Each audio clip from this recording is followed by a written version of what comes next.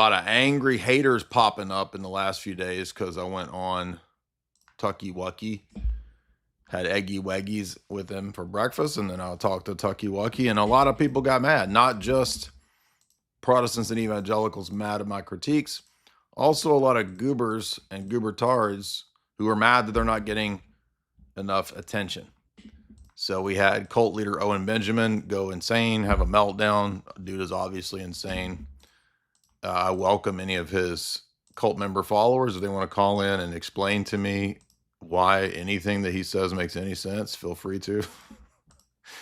I've never done anything to this dude other than said that his teaching on the Trinity is blasphemous. And that was enough to make this dude just lose his mind. And I don't know what his obsession is. And what was funny was that in the video clip of me, he didn't even really make jokes. He just repeated the things I said. And then every reference is gay. Like everything to him is gay. If I make a joke about eating a sleep gummy, it's because he's gay. He's because he's gay. Penis gay. That's all he has. So if all of these beartards think that that's funny, please call in. I'm really looking forward to having a higher discussion with you guys because you guys are next level. We had Hypocrite who lost his mind over the fact that I wouldn't debate his psycho excommunicated Lutheran friend who I asked to come into the Twitter spaces for years to come debate, and he would never do it. But I'm scared because I won't give him a public formal debate. How would I be scared if I asked him for years to come and chat on a Twitter space and he wouldn't do it? Also, that dude has more than once called for the unaliving of Orthodox people. Why would I concern myself with having to refute somebody who is out of hand, obviously sus and preposterous? Okay. Not everyone deserves a public platformed refutation. Sometimes I will debate a cult leader if I think it will be highly entertaining and fun. We had a blast with Captain Crackrock. And in my mind, those people are the same tier.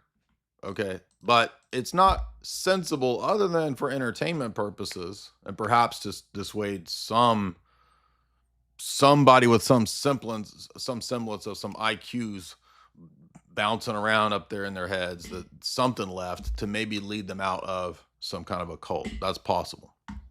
Otherwise, why? Don't you guys get that a lot of these people are just looking for attention? They haven't mentioned me in years, but now that I went on Tucker, oh, you got to call me out. But I've been here with open calls for years. If you really wanted to have a dialogue interaction with me, even a debate, you could easily call in. No, they don't want that. They want to be platformed on a large platform to gain audience traction, to feed off of the recent Tucker interview. That's the only reason. Otherwise, why didn't they come in here for the last freaking 10 years? We've been doing open calls, dog. You had 10 years to come over here. And for several years, I kept DMing you and begging you to come. No, I deserve a formal debate. Well, says who? Why do you deserve that? I deserve an escalade. I deserve a formal debate. No, you don't. You ain't got no right to a debate. You just a chump. So any of those people can still call in. There's no reason why, if they want to be unblocked and they want to call in, or I mean, all these people have a million sock accounts. Call in on your sock account, dummy. There's nothing stopping you. We know you got a bunch of them. So call in. We got people in the chat today talking smack. Debate me, debate. Call in, dude. That's what it's for. We've been doing it for 10 years and y'all still can't figure it out. How do I call you? The X space right there that we link 1,000 times in the chat. How do I do it? All right, let's watch a little bit of this and then we'll go to calls. John, what's up? John's in the chat. By the way, guys, this weekend, big debates, DebateCon 8. Did you get your tickets? You coming? Right here. Check it out. July 25, 26. I'll be debating 2 Muslims. I can't remember if there's other debates going. There might be. I don't even recall. There's so much stuff. I can't even keep up with it, dude. I'm going to have to hire Tristan to be no longer. I'm going to have to upgrade Tristan from being hair and makeup to being like a scheduler or something, because there's just too much going on. Promo code 20 from Jay. That's 20 from Jay if you want to get a discount on the tickets to DebateCon 8. The tickets begin at there's different packages. So you get a $30 package, $50 package, and then the elite package, where you actually, after the debate, you get to stand in my presence as the sweat and the body odor of onion wafts off of me, and you actually get a whiff. So that's included in the $240 package, a whiff of me. You can treasure it. You know, you got some of these Twitch streamers. They sell their bath water. They sell their toots in cans. You get you get a whiff. That's all I got for you. I'm sorry, but you'll never forget it. I'll tell you that. John, what's up, bro? The whiff grift. That's what you're on now. I'm full in. I'm locking in. I've always wanted to know what a sex junkie looked like. Now we know. Now we know. Yeah. By the way, I forgot that also. Crazy bro Nap has been tweeting nonstop since the Tucker interview, and this one was pretty entertaining. This was a riotous. Go ahead, John. It's the sickest burn ever. It is literally. He burned you. You're done. You're cooked. I'm trying to find that post. Let's see. He says, so he didn't know who Dasha was, right? So he saw that I did a debate and an interview with Dasha. And he assumed that Dasha was a teenager. Dasha was almost 40, first of all. She's married and almost 40.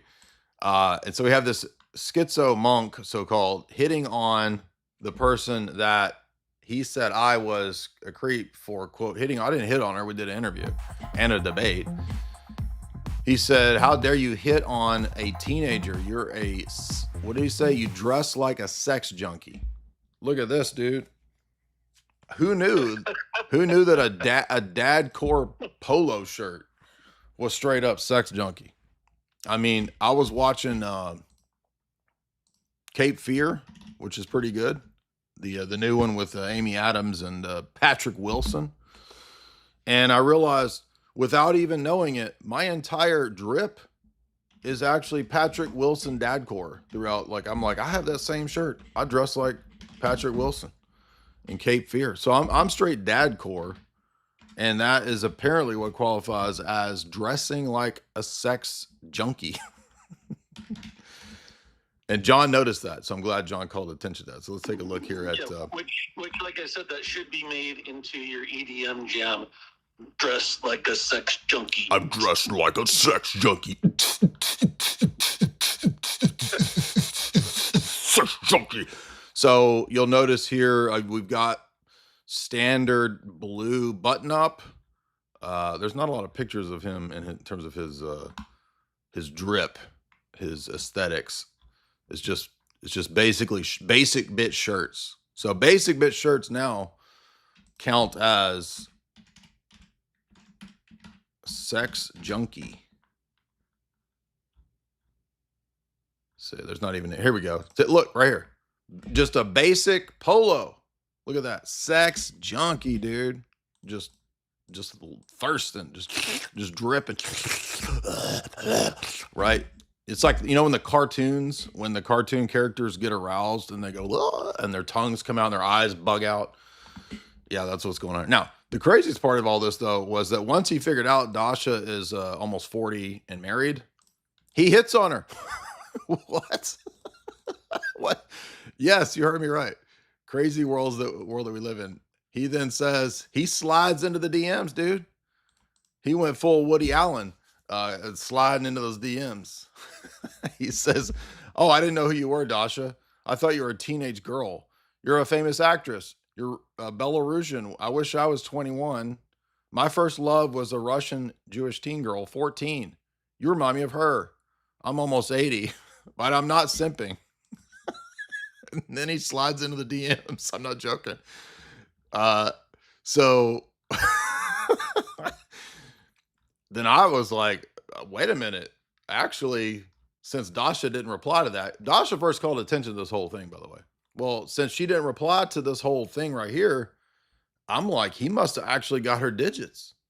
So he actually did riz her up. So we have to take riz lessons from schizo LARPing fake monks.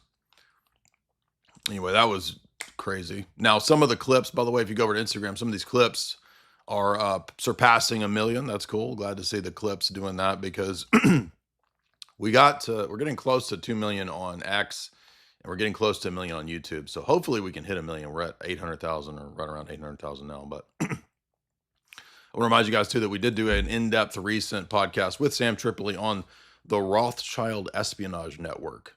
So if you didn't see that podcast, I think it turned out really good. Go check that out. Look, I mean, there's not a lot of dadcore sex junkies that are out here doing what we do. You got to support the ones. And I didn't even, this shirt isn't even ironed today. It's just raw from the sex, apparently, because there's wrinkles. So he also told her, "Why don't you let me read you Dostoevsky?" Yes, I mean, he was actually rizzing her up, like using crazy level lines, like, "Let me read Dostoevsky to you." Imagine laying on his stinky bagel smelling fake cassock as he reads the Crime and Punishment to you for 43,000 hours straight. Sounds like an awesome date.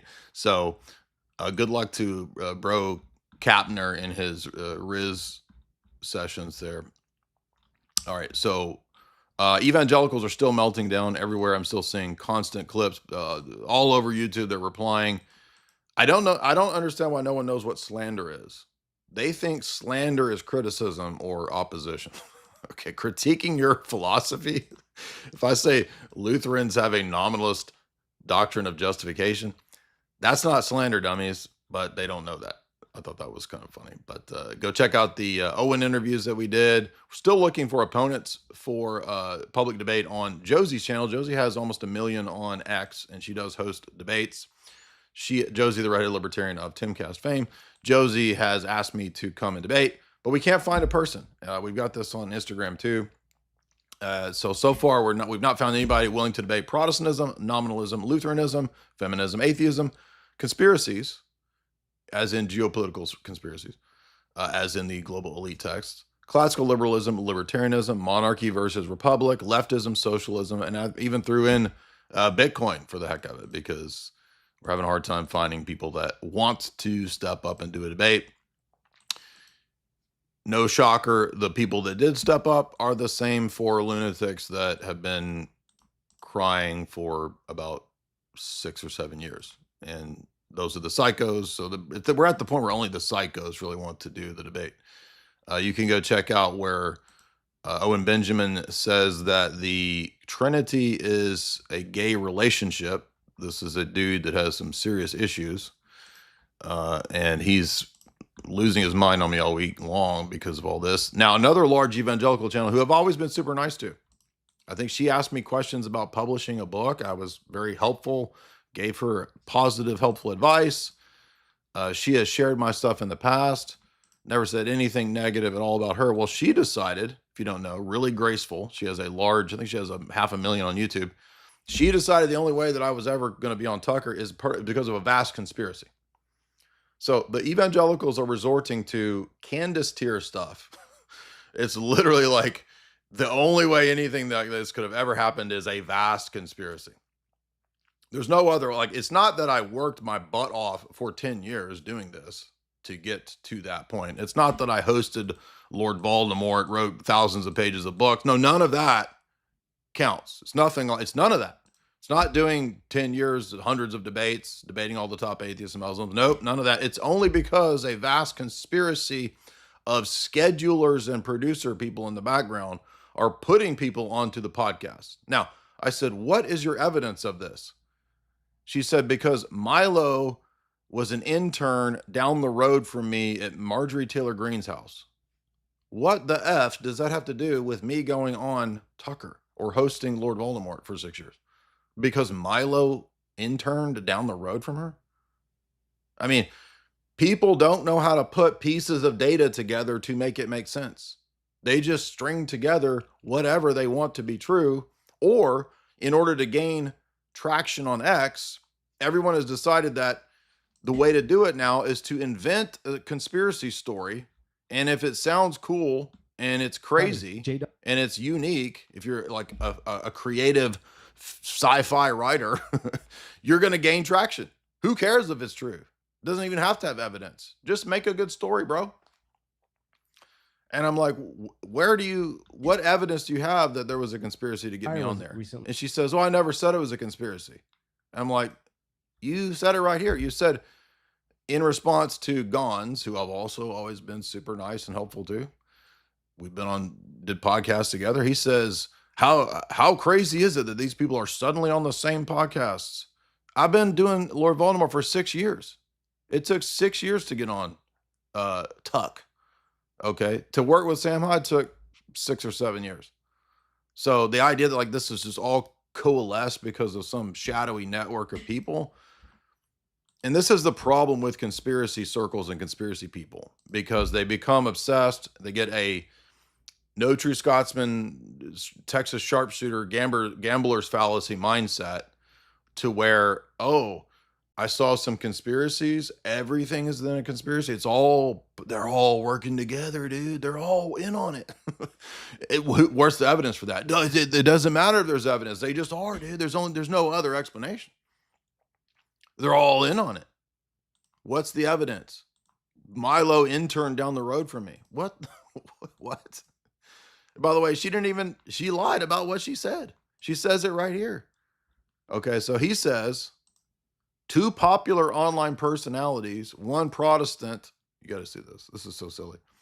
The other Orthodox. So he's talking about me. First of all, Owen Benjamin isn't Protestant.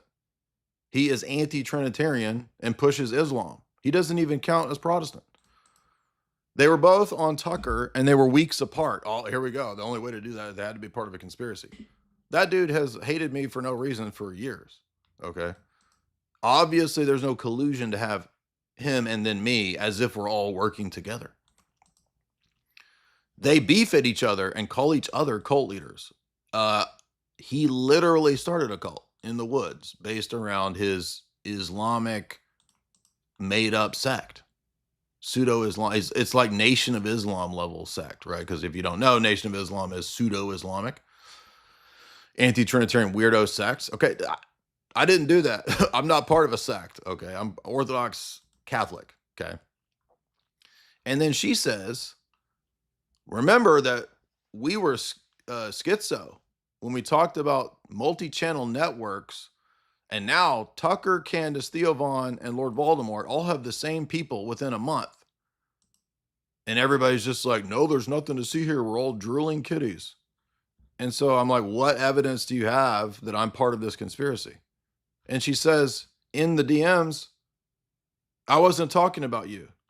And I'm like, yeah, you were, because the text is about me. The first comment's about me, obviously. And then she says 2 freaking paragraphs later, oh, yeah, I guess I was talking about you because it is about you. Oh, yeah, exactly. So, and I'm like, what's the evidence for the conspiracy? Oh, because Milo interned down the road from me.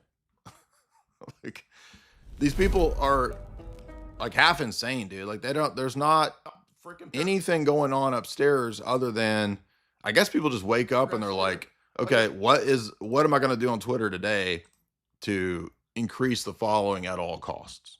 I'll just make up and say whatever pops in my head. And if it sounds good, again, and this is who we're talking about here. We're not talking about, and by the way, people always say, oh, he's just a comedian. You can be a comedian and start a cult. You could be a comedian and be a wicked blasphemer. You could be a comedian and be gross.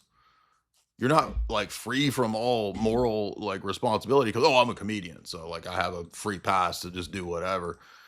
The church I was raised in had a naked man nailed to the cross. They said it was God. We're supposed to eat him.